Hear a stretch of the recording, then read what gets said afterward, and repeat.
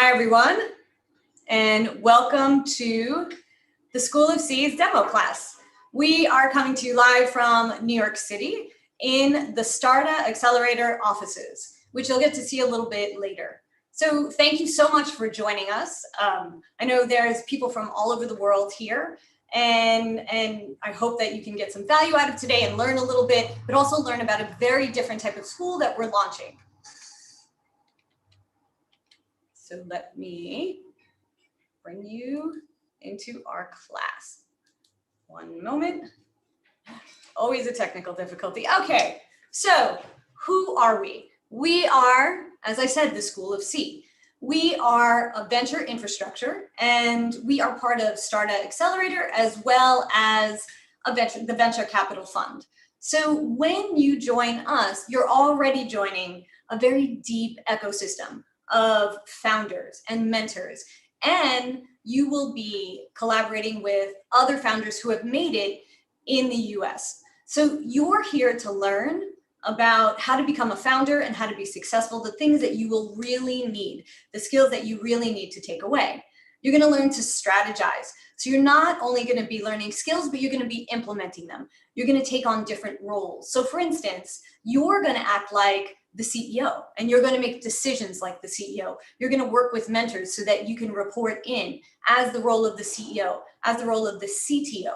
And this is going to teach you some flexibility so that you can learn to think on a global team. Now, this is really important for founders, this type of skill, because unlike the corporate world, when you're working on an international startup team, you are going to have to take on different roles. There's no one role. You might be the CEO, but you might have to wear many hats that day, and you will be engaging in those real world activities. So, one moment. Of course, again, I have. All right, so what's the timeline here? In a 6-month program, you are going to learn the skills that you need. You're going to be part of matching and workshops so you could work on a team. And we're going to really match you with teams that work best for you. Now, that doesn't mean that you're going to be working on teams that are exactly like you. What we want you to do is learn to strategize on a team that is different. We want you to look at, how are you going to work with someone who is, very process oriented, very much a decision maker, very fast, someone who might be very detailed.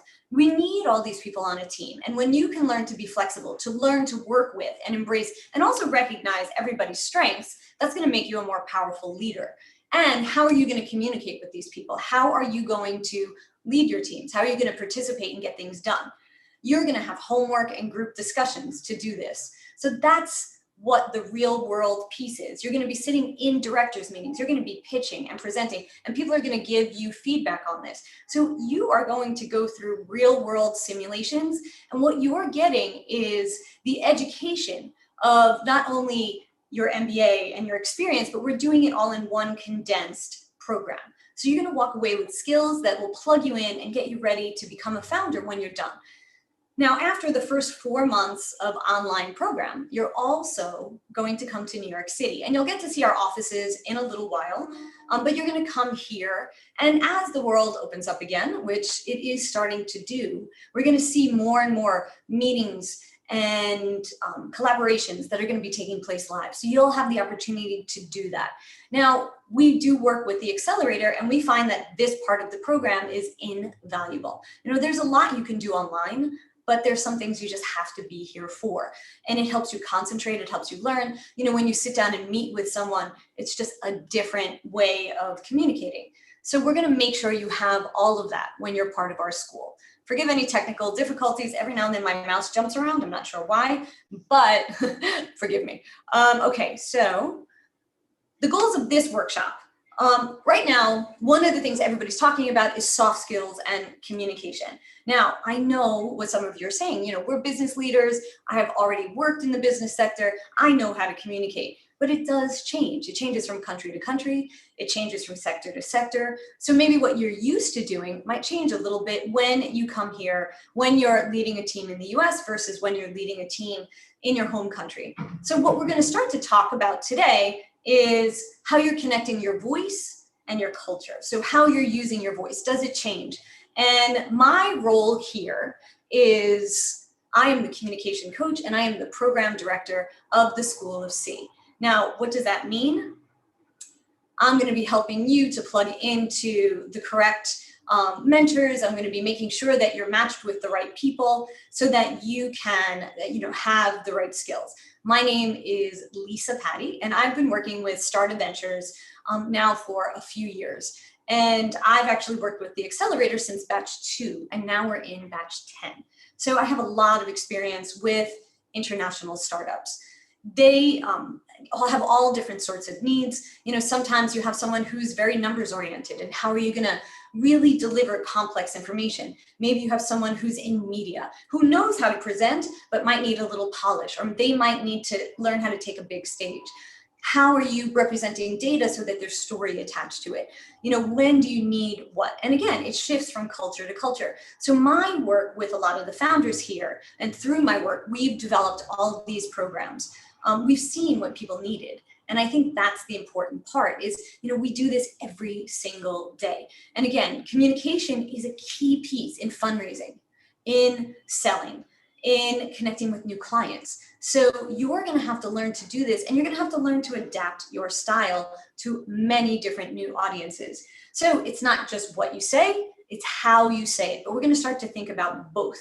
It might change a little bit, like I said, from what you're used to conveying. And then we're going to meet our program manager, Bobby Allen, who is also going to be talking a little bit about body language. Bobby's going to introduce himself in a little while. There he is. He's on screen. And you're going to get to hear from him. Bobby has an amazing background. He has an acting background. So he's going to bring you all that presence, that body language and presence. My background is that I have a master's in speech pathology. I studied linguistics, and I also studied intercultural communication. And I look at how culture impacts communication and how voice impacts communication. So you really can't take the voice out of the message. You really can't take your beliefs and what you believe a great message is out of you. So there's no right and wrong way to communicate. I just want to let you know that. This is not about you changing and you becoming someone else. It's about how you build flexibility. It's how you become a more powerful leader.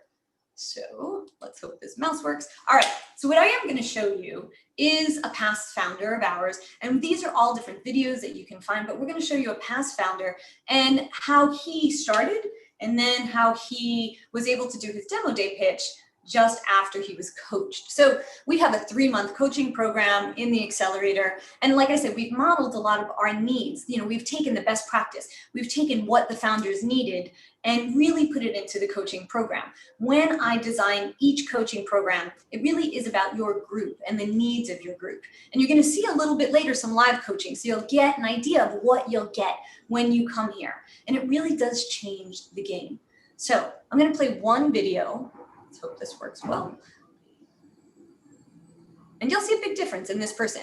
Background on this person, he is the CTO. He is not someone who's used to presenting and pitching. He is the engineer. He's that brain behind the operation, but his favorite thing was not getting up in front of a crowd. So you're going to see a real difference in how he was able to use energy, use his voice to present to investors and his clients. I'm Eugene. I'm CEO and founder at Samuseva. It's a platform to extract unstructured data from websites and visualize without developing.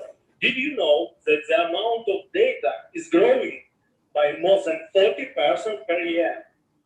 And about 80% of the data is unstructured. Collect and structure a large amount of data is too expensive, long, and not scalable. Do you know about Honey? They have collected products from Amazon, Walmart, Best Buy, and other websites. 2 weeks ago, PayPal paid $4 billion for Honey. Here's what we do. All right, so you saw a big difference there. And again, everybody's goals are different. So when I meet you, when we sit down, when any coach meets you, these goals are going to be designed for you. We're going to be thinking about who you are, what your personality is like. There is no one size fits all for coaching. I usually sit down and I have to assess what the needs are of the person and then how they need to pitch. So again, you're not coming here to be in a cookie cutter program. This program is highly developed around you, the skills you have, and how to make them better. So we're here to up level what you already have and create flexibility so that you can work in a new market, in a new culture, sometimes in a new language, which seems like it's super easy, but sometimes it can be a challenge. Even when I have founders that come here, or business people, because I do coach business people in corporate, you know, they come here and they're really experienced. But when they actually come here to New York and they're standing in front of a crowd that is, let's say, an English-speaking crowd, or a crowd that might be asking a lot of questions during Q&A, you know, the game changes a little bit.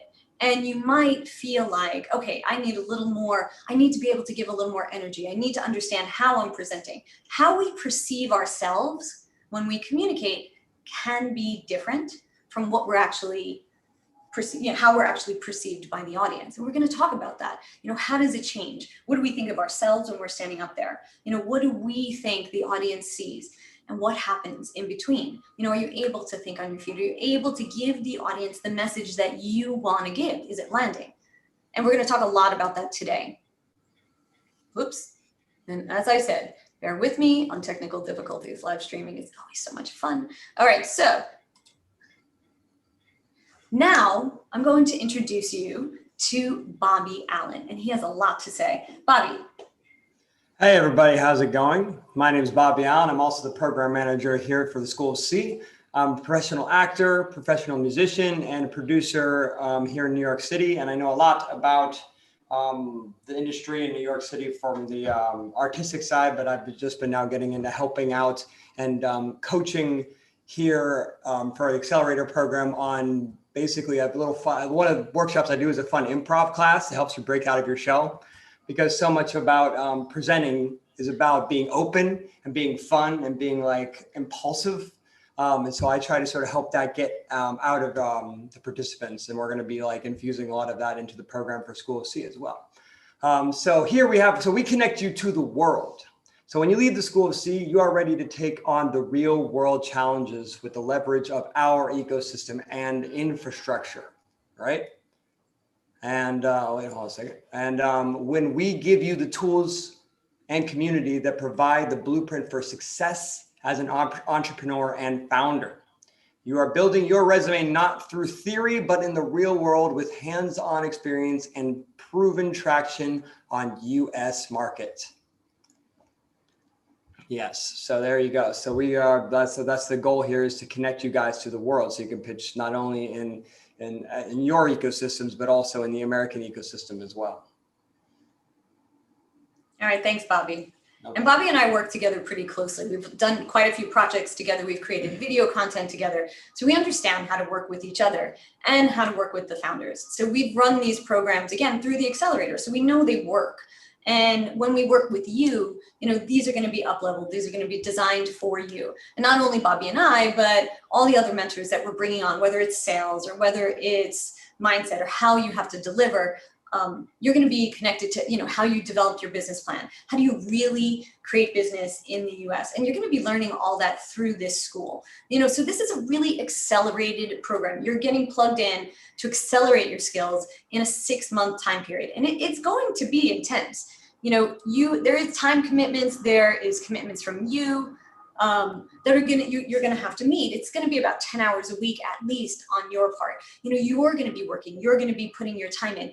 Now, we know that you're busy entrepreneurs, and that's what we've designed this for. We designed this for the working entrepreneur, the working business person who has, you know, possibly a job or a company of their own, but we are working with you to design this so that it's doable with what you're doing now. And we take all that into account. This is designed for the professional. This is designed for someone who has some skill, who has the experience, and now wants to plug it in to the startup ecosystem. So why does communication matter? In this sense, you know, when you're speaking to an audience, you know, why does any of this matter that we're talking about today? The first thing I want you to think about is the tone of your delivery. So sometimes it's very easy from culture to culture to misunderstand each other. And this is where voice and your choice of words comes into play.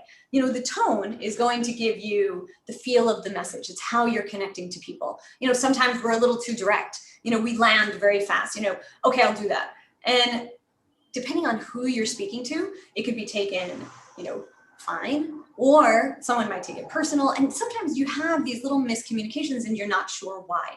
You know, you could be someone who gives a lot of information up front. You know, you're a storyteller, you're a talker. You could be someone who says, no, boom, boom, boom, this is exactly what I want. You know, you're someone who might give a lot of data or numbers, or maybe you mix it up.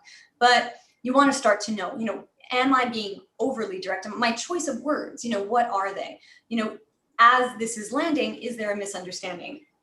I was working with a team the other day, and it was a Russian team or Russian group interviewing a Brazilian for sales. And there was a big misunderstanding there. The Brazilian, who's very used to a lot of warm dialogue, a lot of movement, a lot of connection during the interview, felt like when she was being interviewed that it was too sharp, it was too quick. You know, she felt like it was a little rude. And honestly, the Russian team was actually very surprised because they thought they were giving it their best shot at making this person feel welcome. But because of the delivery, because of the tone, there was a mismatch between them. There was a miscommunication. Now, you know, not only are you going to be working in the US, but you are going to be working probably globally at some point. You know, the world is small now. We're on this medium constantly. And I'm sure many of you are used to this, but, you know, we want to make sure how we adjust. How are we reading not only, you know, the audience, but how are we adjusting it in ourselves? Bobby is going to go into some body language and, you know, what it actually means. Do we sit here with no facial expression, no body language the whole time, with our voice low, you know, with our volume kind of low, and with our energy kind of low? You know, I could do this, I could be very serious, but that's not going to communicate what you're going to need to do, especially here. So here, what we've seen a lot when we have investors giving feedback is, you know, we'll have someone pitch. And, you know, here in New York, what we do is we hold pitch contests both on and offline.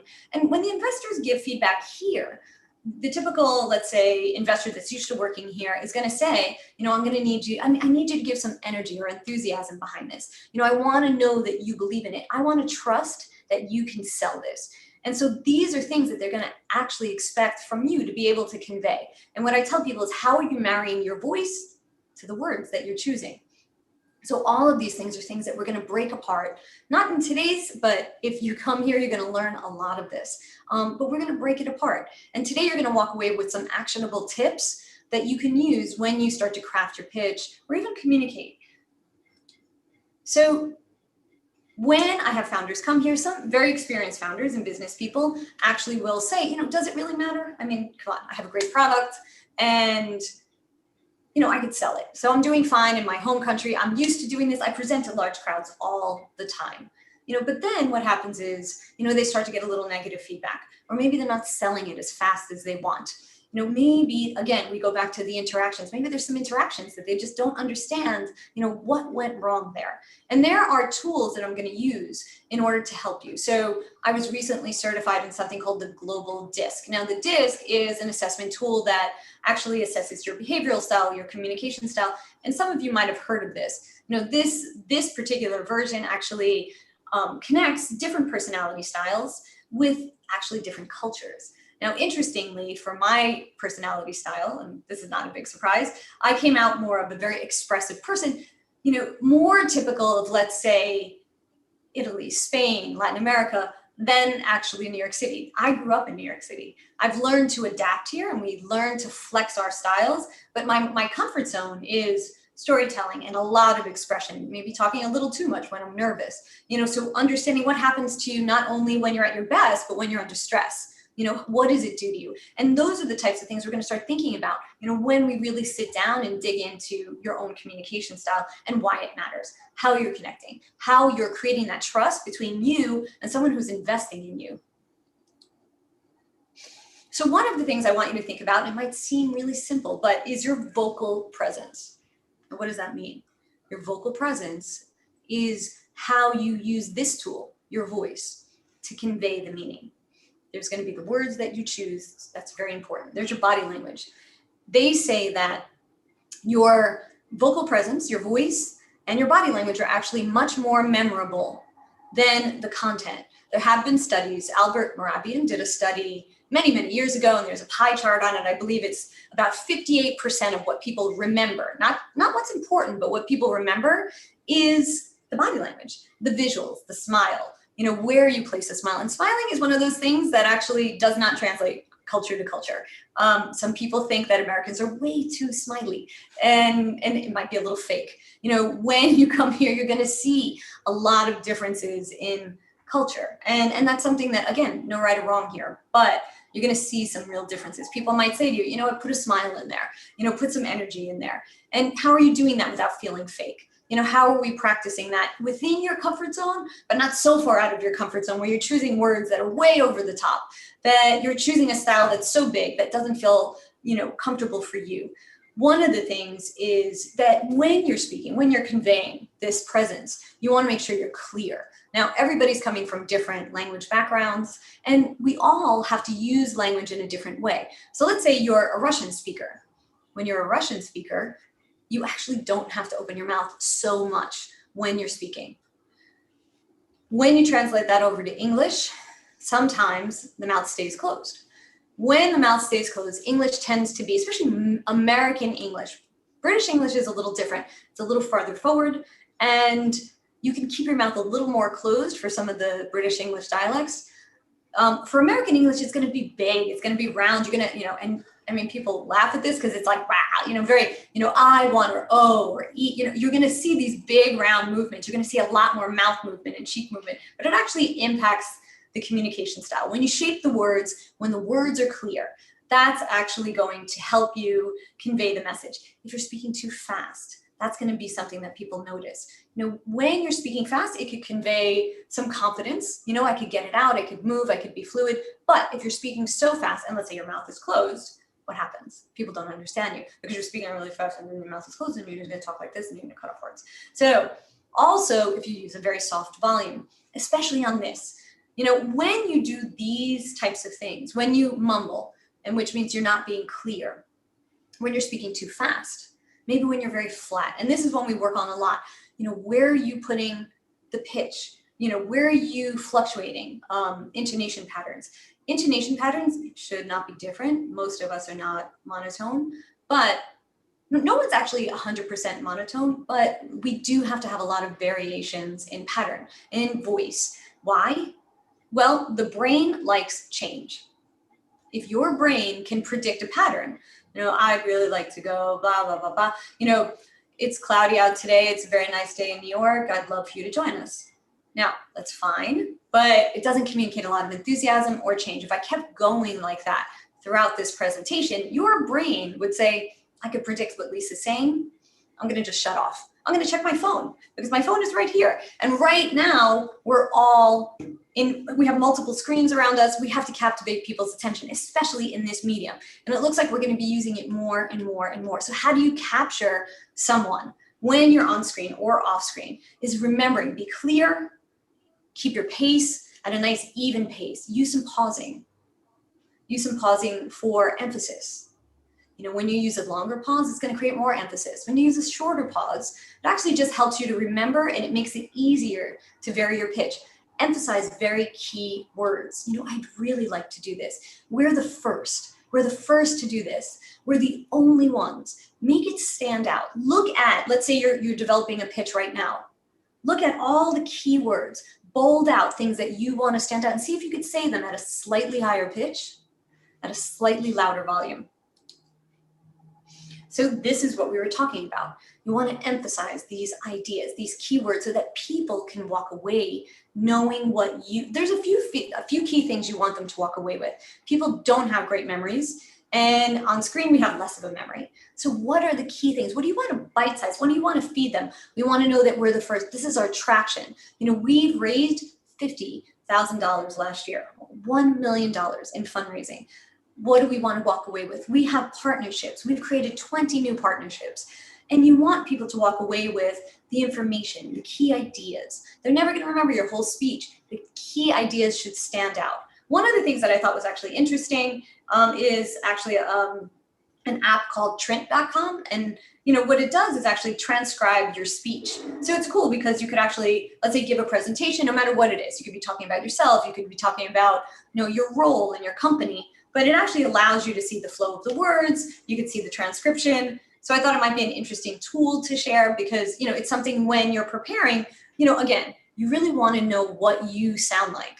So another thing for speakers of other languages besides English, so if you're using English as a second, a third, a fifth language, you know, opening up the word. Again, going back to, let's say, some of the Eastern European languages, you know, the vowels tend to be kind of short. So we were saying it's really big, but also the vowels in American English are longer. So when I say, if I read one of these sentences and I say you emphasize the vowels, not emphasize the vowels, emphasize it. You emphasize the vowels and you're creating a lot of stress on those words. You're also opening it up and making it more clear. You want to be clear. You want to be clearly understood. You're asking for money. You're asking for partnerships. You're asking to have, you want to lead a team. You need to be clear. So when you think about what you need some energy. You need some energy in your voice and your body. You need to be clear. You want to think about your message. Is it concise? You want to think about the confidence you're conveying, and you're going to convey confidence through all these things, through energy, through clarity, you know, through your body language. That's how you're going to get up there and convey that confidence that people need to have in you when you sell.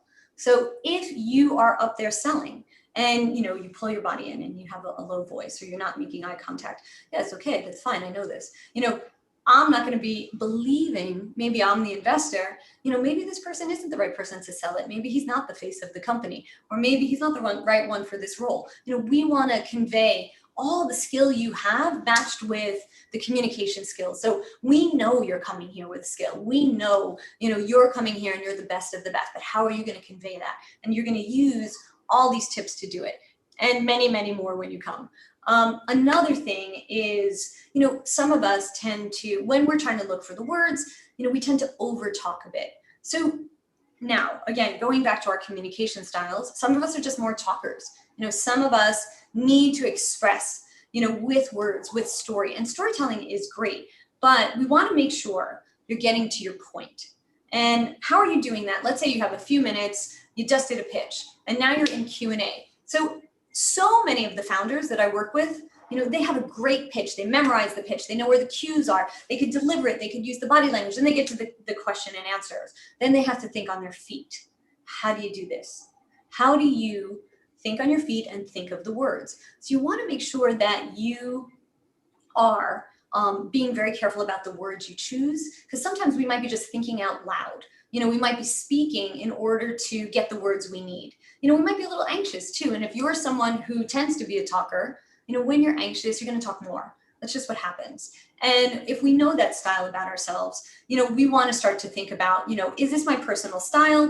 You know, is it my cultural style? You know, I work with a lot of people from Southern Europe as well. And culturally, when you think about certain languages, let's say Italian's a language that when it translates over, there's just a lot more words. There's just a lot more vocabulary there. So when you make the translation, it's, you know, the languages, honestly, English is efficient, and I always say many other languages, Russian, Italian, Spanish, they're beautiful, they're poetic, but the poetry doesn't always translate over, and you're trying to find that right place. So how do you make it more concise? How do you make sure that these listeners, especially the personality types of your usual CEO, of your usual investor, they're going to want the bullet points. They're going to want to know, you know, what it is, what's the point you're making.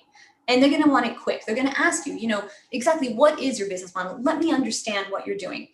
So what I have a lot of the guys do is prepare for this, you know, preparing, whether it's a pitch or, you know, Q&A. You're never going to have everything prepared, but start to understand a style. Think about and close your eyes, and I want you to picture it. Bullet points, write them out.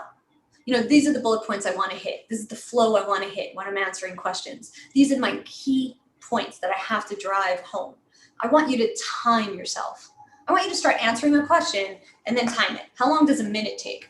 A lot of times I have, you know, guys up here who, and I'm pointing this way because there's a room where everybody pitches.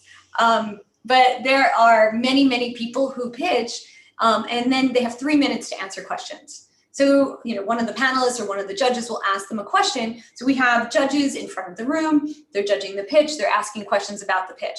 They want to know more information. They ask one question. They have 3 minutes. Let's say there's 3 or 4 judges. In this 3 minutes, they have to answer all the questions. A lot of them will take the whole 3 minutes on one question because they're not ready to answer that question, because they're not ready to break it down. Maybe because they don't have the vocabulary. So how long does a minute really take? Can you, if you time yourself, if you record yourself, or on screen all the time, if you're on video, how long does that take? How long does a minute take? How long does 2 minutes take? 2 minutes take? Did you answer the question? Did you actually, give the answer? And if you didn't, how are you going to change that? How are you going to start to break it down into bullets so that you are answering the question, that you're able to do it in a condensed time span? New York City happens to be one of these places where the expectation is using very concise language, breaking things down. It's, something people feel like is very transactional here. You sit down, you get into the business right away. There's not a lot of niceties. There is relationship creation. People, of course, do business with people they know. I mean, that's always, I think, across the board, but it's not as central here as it is in other parts of Europe. Here, I think it's a lot more about the transaction. People will do business with you, when you're good at what you do, when they see, something in you that they want to invest in, but they're going to expect you to be able to, give these key points. In an email, this looks like this as well. And sometimes it's a little off-putting. I've had founders here say like, okay, this email, there's no information here. It's like, yes, no, okay, thank you. Now, I'm not saying you should do it this way, but thinking about, again, I've coached founders and the emails are pretty long. They want to explain everything. Here, people are just not used to it. So they get these heavy content emails.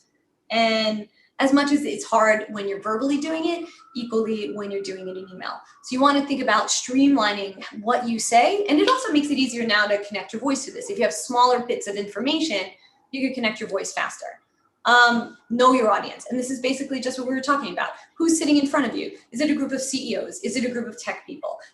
Are they in your industry? Can I use a lot of technical language, or do I need to really break it down? It's a funny way to say it, but people always say, pitch it like you're pitching it to a 4-year-old.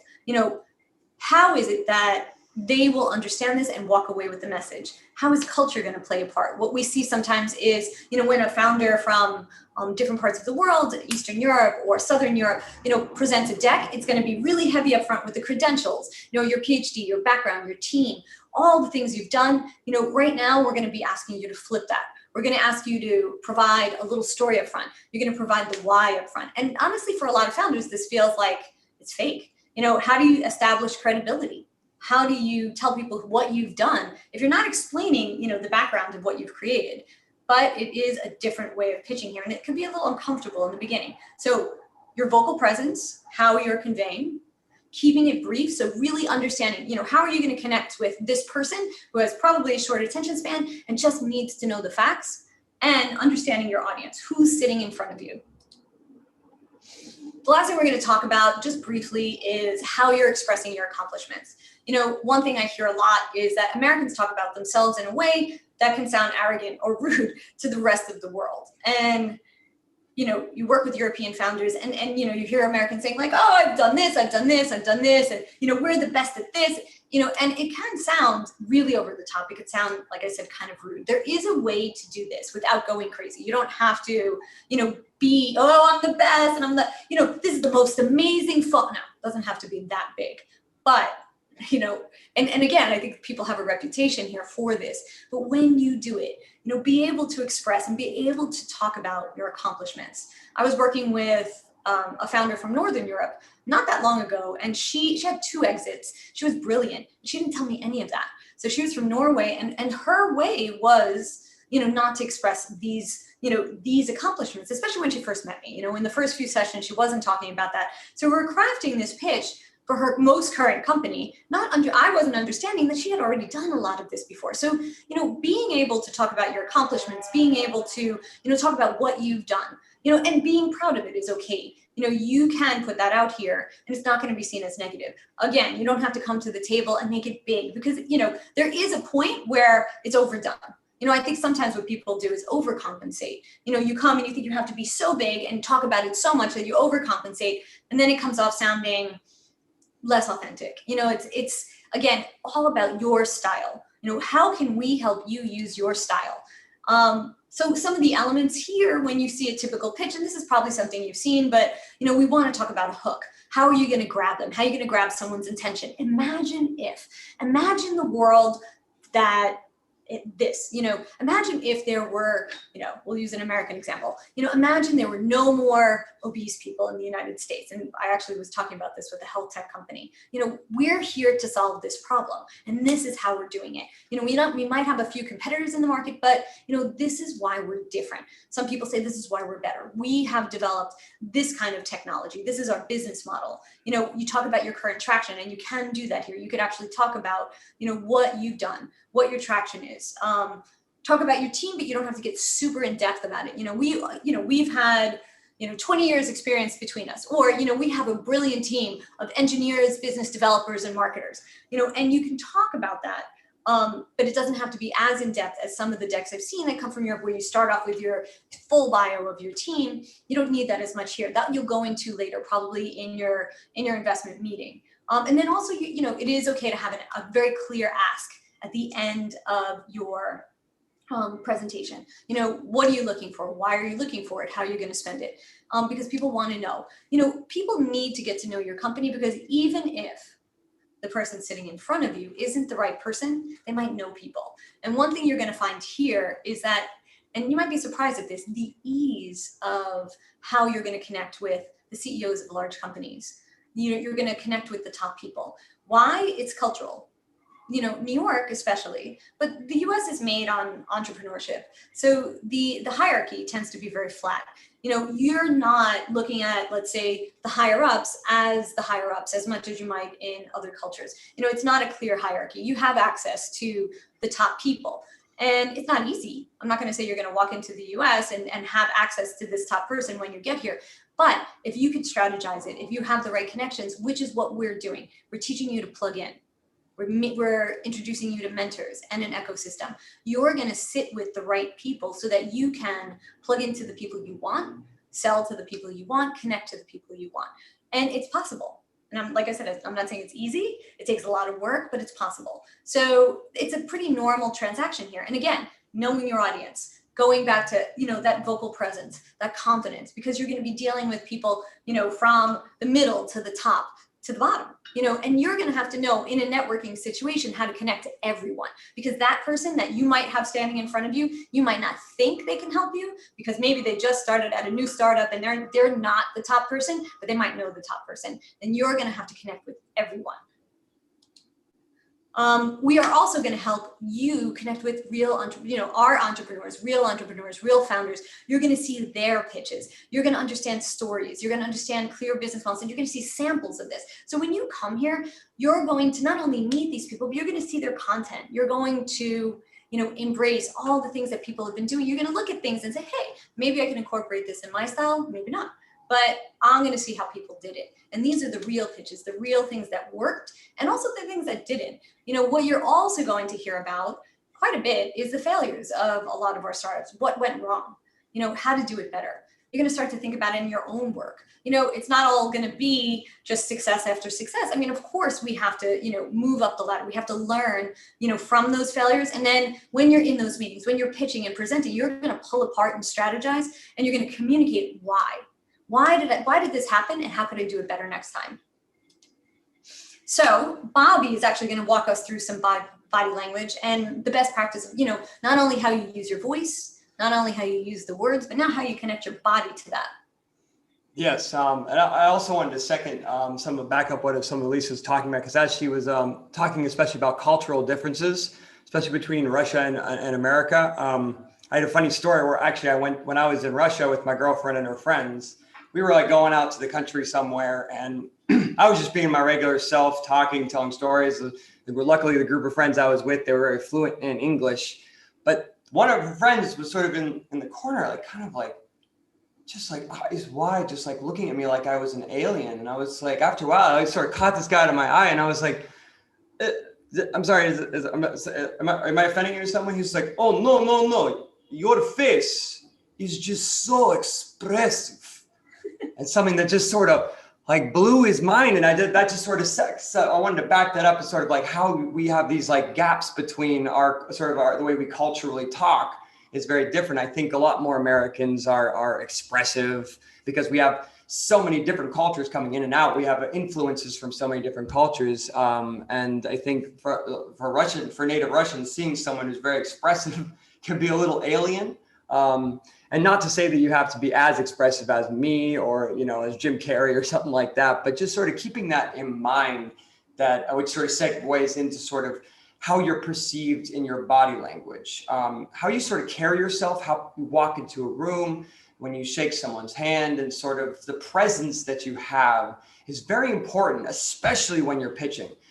I've noticed, and I didn't realize this until I started working with startups and seeing their pitches, that it's a lot like auditioning for actors and for other artists.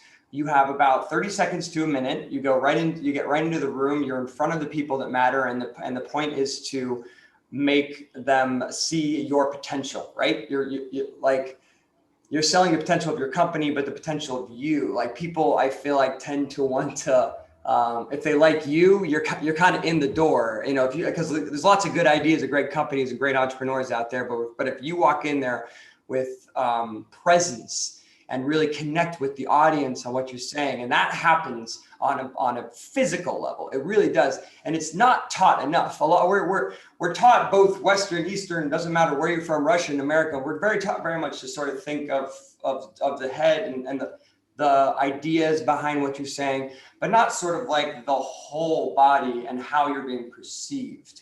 So I just want to give you guys some quick tips to help you and also give you a taste of what we will be going into when we teach you how to use body language. Your body is a tool. I like to think of it as an instrument too, for myself, because I'm an artist, but I like to explain to people that it's a tool. It's a way we express, way we share with ourselves. So what's very important is keeping your instrument tuned up and ready to go. Like, getting in front of a group of, let's say 50 angel investors and pitching is on the same par with getting onto a New York City stage and delivering a monologue to an audience. Your body needs to be tuned up, and it needs to be released of tension. Because when you have tension, when you're holding on to tension, maybe it's an early morning and you just have this crick in your neck and you got to go in and pitch and you're like, whatever, I'll do it. This little knot in your neck is actually going to suck impulse. It's going to suck vibrations of speaking right up, and it's going to get caught in that knot. This is actually physically proven. So what's really good is, just sort of like, before you do any big pitches, do nice shoulder rolls, roll your neck around, get really nice and relaxed, drop down and make sure that you have less tension, because tension can be almost like if you take a garden hose and you cinch one part of the garden hose, water's not going to flow out. It's going to get stuck right there. So that's very important to be able to seem, and it helps you seem relaxed when you're in those pitches, when you're in those very important meetings. If you're giving off nervous energy, if you're tense, if you have a lot of tension, that makes the other person nervous. We pick up on verbal cues and body cues from other people. So if you're coming in very tight and you go to shake someone's hand and you're nervous, that all translates to them. Now they're feeling kind of nervous. They're like, this person looks and is appearing to be tense. So it's just as simple as going through, like I said, some neck rolls, maybe rolling down your spine, rolling back up your spine, so that you just feel like you don't have any tension carrying on top of what you already have to do and present. Which leads me into my next point, which is about breathing. So important is breath. And I know that sounds like, but what I was saying in those moments of absolute tension and fear and getting up in front of an audience of people, your breath can get very short. And you could start just breathing into your chest like I am right now, and then you hear the quality of my voice now is much more strained, and I'm taking quick little gasps of air instead of you breathe out and you're now in a full air, and that is so important and so detrimental to a pitch is taking time to breathe. I can give you little actors tip. You take sections in like your transcription of what Lisa was talking about when you transcribe your pitches, just put little check marks where you know you're going to breathe, because it's going to help you get to the end of a thought much easier. I see a lot of people breaking up their pitches in the middle of sentences because they're just not getting enough breath. That's very important. So just dropping into your breath, taking a second before you start your pitch. I know it seems like the second you get up there, like it seems like any 1 second break you take in your pitch, probably to you seems like a million seconds. Like, why am I pausing so much? Why am I pausing so much? Let's just breathe and then continue to talk. Like, it's such a great piece of advice that I can give. And also very, very small piece of advice. I don't know if it's gonna be kind of hard to do on camera, but I see a lot of wanderers when they pitch. People are like, so my company, I like to talk about it just conveys like, I don't know what I'm doing. I don't know what I'm saying when you're wandering around.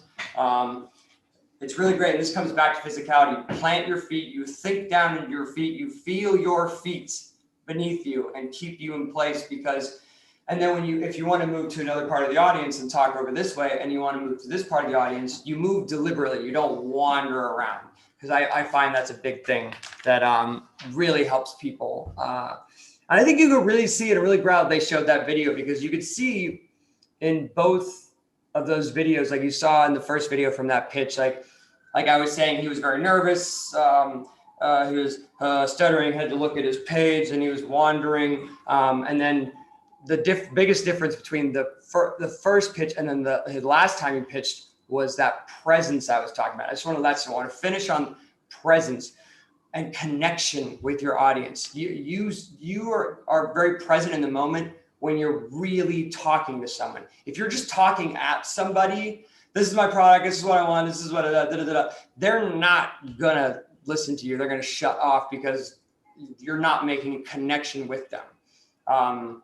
If you're talking to one person, this is much easier, because you just literally keep with them, because you know your pitch. You don't have to worry about your pitch. Like, if you've done your work, you don't need to keep thinking about your pitch and throw it at this person. Watch how it's landing on them. Make a connection with eye contact is very, very important. So just like, and if you're in a room full of people, take a lesson from an actor. You try to connect with like many different people in the audience, try to really check in and see what's going on with them. Because not only does that help like you feel what's working, what's not working, it makes them feel engaged to you. And that final video we saw, he was engaging and talking and making a connection with everyone in that audience, which is a physical thing that you can do, because it's in your body language. You can tell when someone is dropped in and engaged. And that is very important. So there you are. You have some body language tips. I'm going to throw it back to Lisa now. All right. So I'm not sure if, Bobby, is it possible for you to show the office at all, or maybe I'll just do it from here? Yes, I can. This is very quick. So just a little brief peek into the office, so you can see what it might look like if you arrive here. All right, let's go. I'm gonna do it via my phone. Okay, and then right after that, we're gonna bring in some founders just to give them some feedback. Founders, or actually students, I'm sorry. So we're gonna bring in some students to give them a little bit of feedback. But Bobby's gonna show you. Can you see me now? I can see you. Guys, welcome to start. Hold on a second. I can't tell. Can you see from? Yeah. Yes. So everyone, welcome to Started. This is the co-working space right here. So this is says, hey, hello everybody. Hey, there's our wonderful founders and everybody. Hey, everybody, how's it going? Yes, this is the beautiful space that we have here, and this is where all the co-working happens. And we have these booths over here, these soundproof booths. Basically, you can work inside of and not worry about any noise coming in or coming out. We have multiple conference room spaces, which we were just speaking to you with. And what's really great is we have our event space right in here, this beautiful room.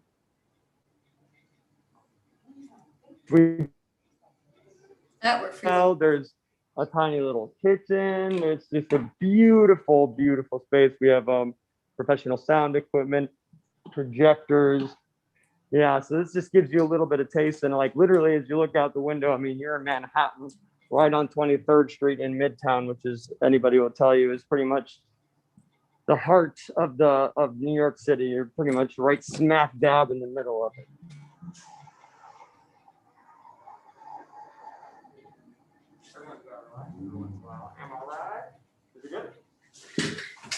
I think you froze.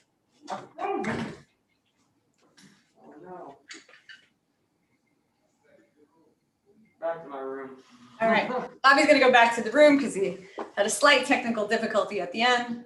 All right, so now what you're gonna do is we're gonna have a couple of students that are actually in the school, and we're gonna give them some feedback so you can see the style of feedback and how it's done. So Bobby. Yeah. All right, are you ready? We're gonna bring in some students now, okay? I'm more than ready. Okay, you have echo. I think you need to shut one of the, okay. All right, so do we have any students? Sergey, I think he'll let them in. Let me let him know that we're ready. Yeah, the first one is Michael Katz. Okay, Michael. Hello. Hi, Michael. How are you? Great. How are you? Okay, good. Can you tell us a little bit about you? Yeah, sure. I'm from Yekaterinburg, Russia. I'm the co-founder and chief business development officer in Flower and Gift Delivery Service here. And also I'm responsible for all marketing and the IT of this project. We now have more than 50 employees and we have about 50,000 orders per year. And I started doing e-commerce projects while I was back in university. So for the past 13 years, I started more than 10 projects and only 2 of them become fully operational and successful. And during this COVID-19 situation last year and this year, we had big difficulties in our main business. So our sales were down for about 20%, but we were able to pivot quickly because of our IT infrastructure that we've built for the last several years. So we started to deliver more of our orders, and it even gave the business 40% growth. And actually this situation was like a wake-up call for me, showing that this is what I like to do, to find solutions to different problems, to create products and services that can help people. And I think now it's the best time for it. My goal now is to continue going down this entrepreneurial path, doing my own projects or thinking about new startup ideas with high potential for disruption. And I hope that my experience can be valuable because I'm playing 2 parts in my business as a co-founder and CBDO. And also I have failed a lot of projects, so I want to reflect on my experience and share it with others. Thank you. All right. Okay. Thank you very much. We're going to thinking about all the things we talked about, thinking about the presence, thinking about the voice, thinking about the body language, thinking about the message. We're going to give you some feedback, and this way everybody kind of has a frame. So first of all, I think it was a really good initial pitch. I think that you have presence, you have confidence, and what I really loved is the message actually reflected both your success, and you also talked about, what went wrong and how you had to rebuild from that. So I think that's really important for us to know because, this is happening to everybody, right? This is very relevant for all of us right now. We're going through very, very difficult time, but for the first time in the world, we're all going through it. I'm sitting here in New York and you're sitting there and we're all talking about COVID and what happened to us in these past years. So this is something that can bond us. One thing I would say is, being careful as you are, and I don't know, we all have habits of this, but as you were thinking, you were breaking away from the camera. So you'll do like, okay, so, being careful to, keep direct contact with the camera, especially on Zoom, because, sometimes the longer you're thinking, the more, okay, so my next thing, and if I break too long, I could lose my audience a little bit. The next thing I would say is to just be careful of, your pacing. So, sometimes you're going really fast and then sometimes you went into a slower pace, try to even out the pace a little. It's great to change it up. I think that's good, but I could see, when you were, super excited and then, you were going through moments where you, needed a little more time. So use a pause in those moments, give yourself a moment, pause, and then move into the next idea. And I think that would help, just to move you through to the next ideas. All right, Bobby, do you have, I don't want to take up too much time. Bobby? Yeah, the only thing I would second what Lisa's saying as well. I find that when you were pitching, it could the thought was a bit broken up sometimes, and that comes with just sort of the, as we're speaking, we're thinking.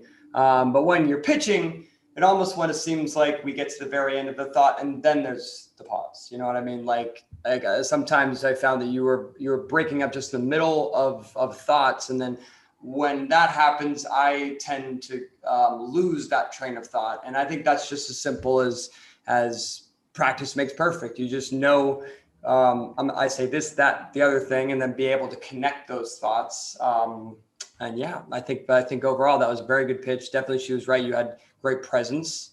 You were with us on the camera, except when you were, like she said, when you were thinking up in a way. So that was very well done.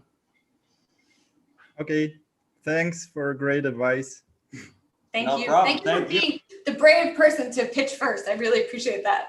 Someone's and I'm looking forward to meeting you in New York soon. Yeah, thank you. Okay, thank you. All right, so again, do we have another person? Yeah, another person is Piotr Nikolaev. Please welcome. Yeah, hello everyone. Hi. Hi, Peter. Tell us a little bit about yourself. Yeah,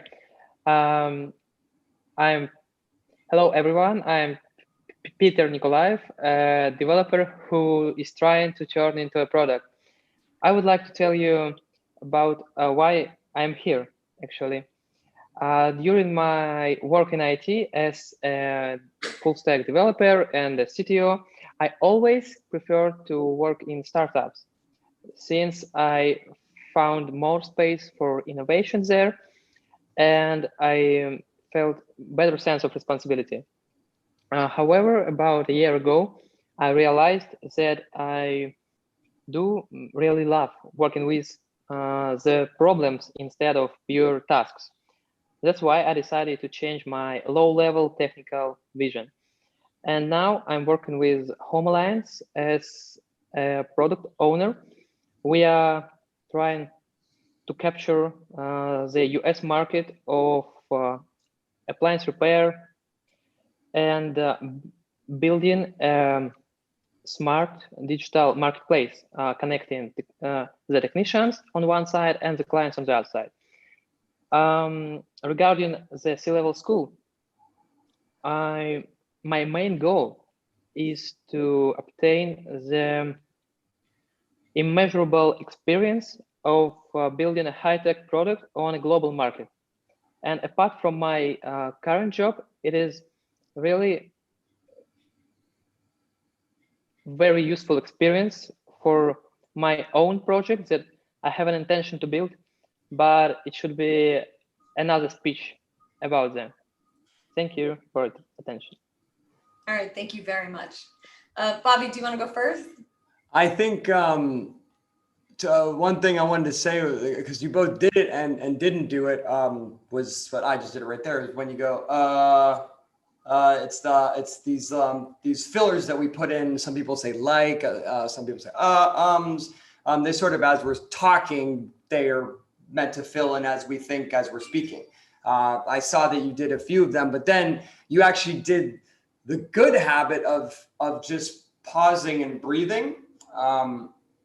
Whenever there's a break in your thought and you have to think about the next word, take a second to think of it instead of going, and it's very, very difficult. Everyone, You're going to have to do a lot of listening to yourself, because literally in this, as I'm giving this coaching right now, I'm saying ahs and ums, so they're very hard to catch. I just did one right there. And I think what you do is really great, where like everyone take note of that, where you breathe. If you take a second to breathe, instead of saying, it not only makes us like more engaged, because we're kind of like, what is he going to say next? You might think like a pausing in the middle of your sentence. You just said, don't break up your thought. It's different when you're chopping up the idea, the thought behind your sentence, and the idea as a whole other thing, to take a second and breathe, which grounds you and gives you a minute to think about the next thing. And you don't put the fillers in there, like the likes, the uhs, the wells, the vot, you know what I mean? So that was really good. So that's what I wanted to touch on that for you, and show you both what you did right and what you did wrong there, as I'll illustrate that for everybody. So yes, and so what I really loved, Peter, is that you actually can convey a lot of emotion through your face. Like your facial expression is warm, yeah, and you smile, and right away I connect with you. You know, so that's actually really important, because that's not easy to do for everybody. Some people have it naturally, some people don't. Also, the way you used your voice, you had a lot of variation in there. You know, you weren't monotone, you weren't too quiet. You use your voice in a way that I feel like is very natural to you, but it was effective. I would say, you know, going back to what Bobby said, you know, there is a level when you're practicing this, and I would suggest this for everyone, you know, when you're practicing these types of things, you're talking about yourself, you're talking about your accomplishments, which you did very well. You also used some story to tell us a little bit more about you, which helps me remember you. You know, anyone who's doing this, if you could add in some personal examples and stories, I think that was great. I would say for you, you know, again, as you're practicing this, you know, you're going to start to think about that smooth transition from word to word. And this also comes with speaking English every day. So this is for people who are speaking English as a second or third language. What I do want to say is, you know, I work with people with accents every single day, and the accent is not an issue at all. So there is, as long as you're clear, remember we go back to clarity, as long as you're clear, as long as people get the message, what you're using the accent for is to be unique. You know, you want to stand out in this sea of founders, so you're going to use that to be unique. You want to stand out in every way possible, in every positive way possible. And in New York, this is a very international city, you know, so we have people coming here from everywhere. So don't overthink that piece if that ever comes to mind. But for you, you know, just making those smooth transitions from word to word, you know, and I think that, again, just takes a little practice. You know, when you're speaking, the words actually kind of link together very smoothly. You know, so it almost feels, someone said to me, it almost feels like singing. You know, when you're speaking the words word to word, you want to have that smooth transition, and even try to practice this. So give me one sentence that you just, you know, something about what you just said, same sentence, just one sentence, like who you are. As far as your, you know, I like to solve problems. I realize I like to solve problems. Give me that one line. Or just tell me about that again. It doesn't have to be the same sentence. Can we unmute Peter for a second? Peter can't unmute. Okay, I don't have control of that. So I'm going to say, that's what I would say to practice. And I want all of you to record this. I don't have the unmute button here, I don't think. Do I? Maybe I do. Okay, yeah, I do. I think on Sergey's end, I think he does that. Peter, can you just give me one line from what you said? Any line, or just give me a sentence, any sentence. It doesn't have to be what you said. So what do you like to do? You said you're, you know, you realize you like to solve problems instead of the technique. Yeah, I love solving problems instead of working with pure and obvious tasks. All right, so it was pretty bad, I suppose. It wasn't impressive. No, it doesn't. But just whatever, you know, when you're practicing anything, I want you to practice it on content that's super easy. You know, when you're trying to put voice onto something, it shouldn't be something complex. It should be, you know, the most basic things. What I tell people is, you know, go to a restaurant and order some food and then practice these voice tips, because it has to be easy in the beginning. If you're trying to remember content and you're trying to remember voice, that's going to be difficult. But when you're speaking, just, again, make it nice and smooth. So I like to remember problems, you know, instead of low-level tasks. I like to remember problems and really emphasize some key words in there. I like to remember problems instead of, you said low-level tasks or tech tasks or something like that, right? I like to remember problems and put a little pitch on it instead of tasks. And I want you to just emphasize two key words for me and make it nice and smooth. Just try it one more time.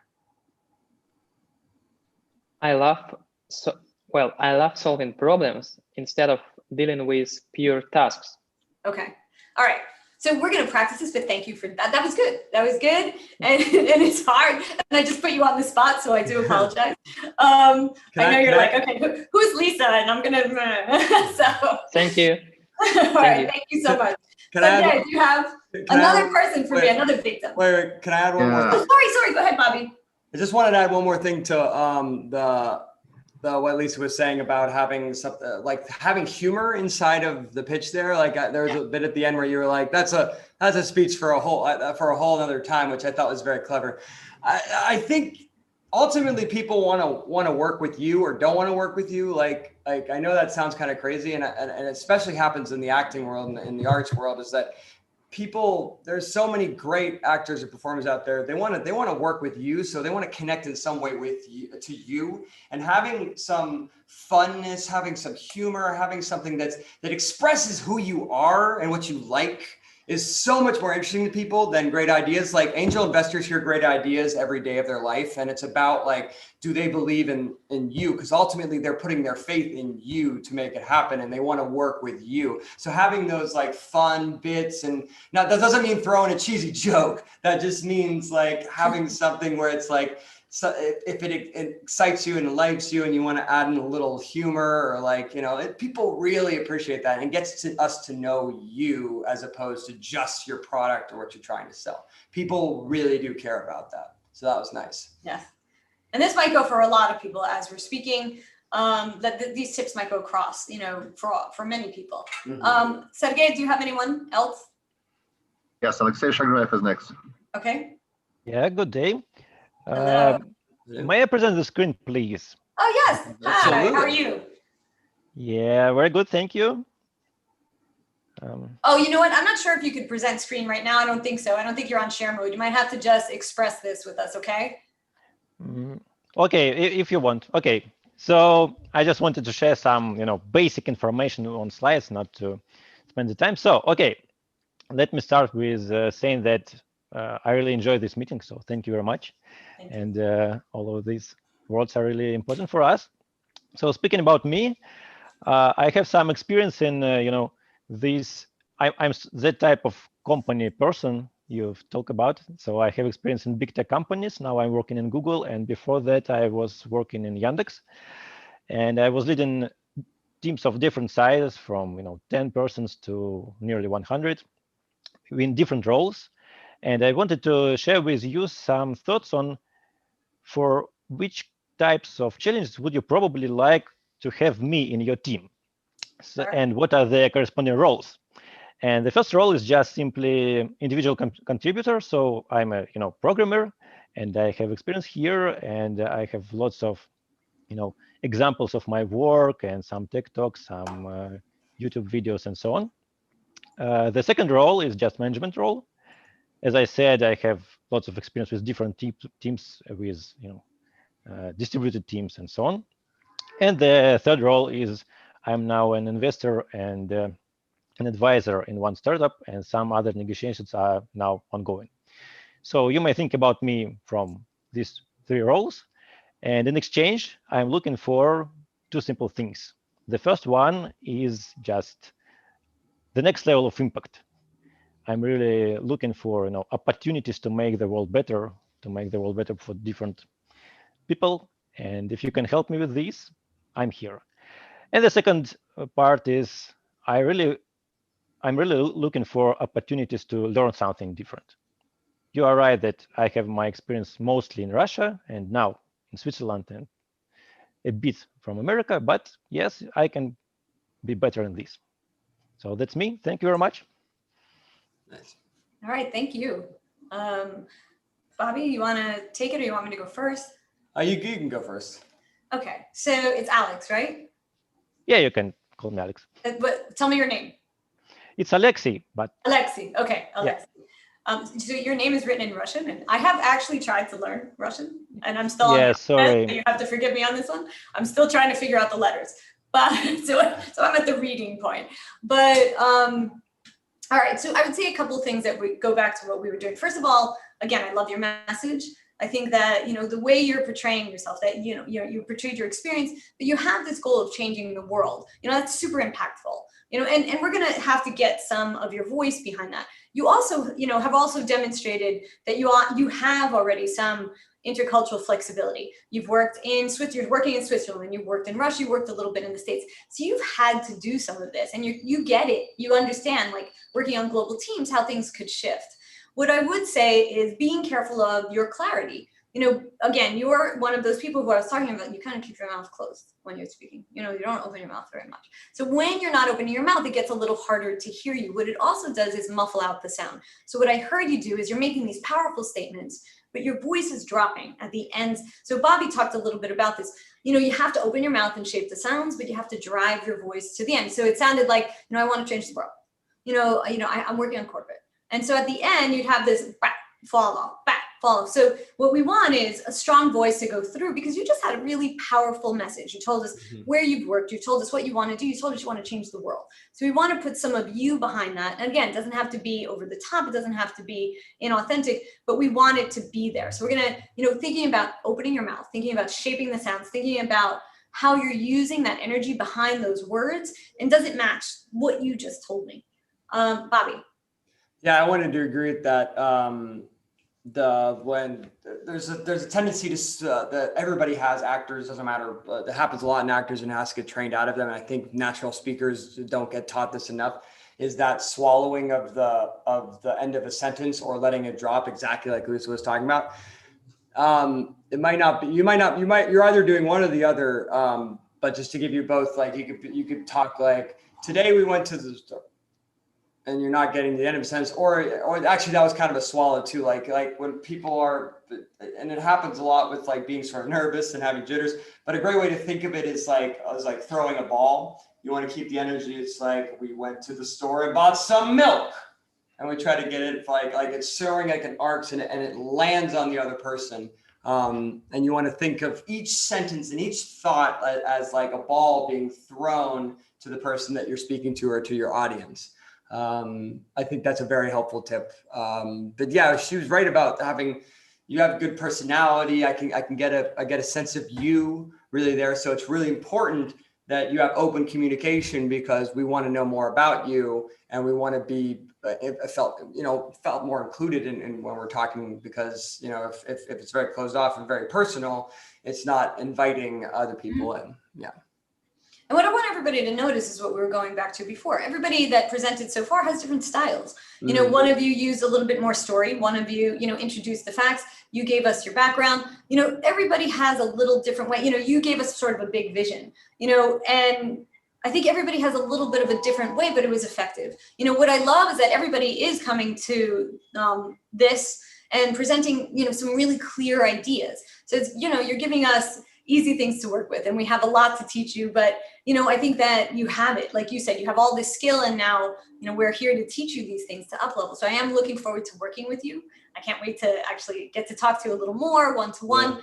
Actually, to that point, I think everyone has, like you just said, it inspired me to say something. It's like everyone has these skills inside of them. Yeah.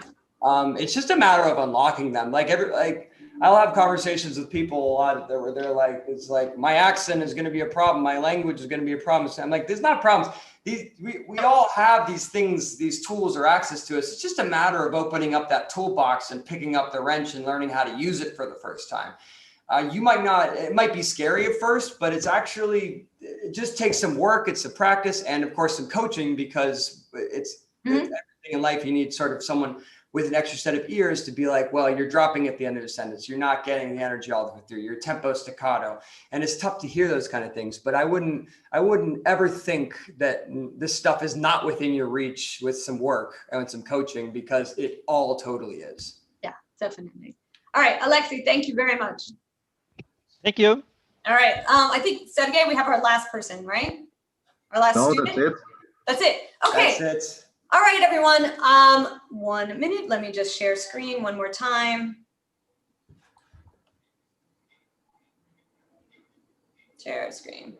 Bear with me for 1 moment. All right, so Bobby. Okay, so when you go home,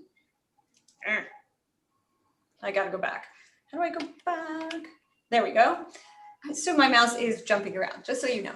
I am not the tech person here, so you can rest assured I will not be helping you with that part, because I can't even work a mouse. We got great people for that. We got great people for that. We have the best people. Lisa. It's just not me.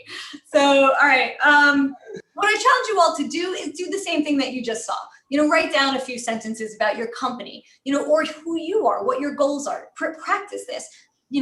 Record yourself, film yourselves. What you've learned here today, I want you to all try to implement this and see, where could I learn? Where could I get coached? And how can this benefit me? So the last thing is just sign up on our website. I really would love to see you here and join our program on March 1st. And ask for invites, join our panel. We want you to be part of this community. We invite you to be part of this community. We are confident that we could help you get to where you want to be. And we've done this. We've proven this model through our accelerator. And now we're up-leveling it to a different group of people. But, we understand how to teach these skills. So we hope to see you here. Thank you so much. I know we went a little over time, so I do apologize for that. But thank you for, attending this webinar. We really hope we see you soon. Bobby, thank you so much for the teamwork. And thank you.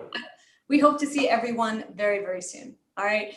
From the School of C in New York City. Have a nice evening, everyone, or day, or wherever you might be in the world. All right. Bye, everyone. And congratulations, everyone.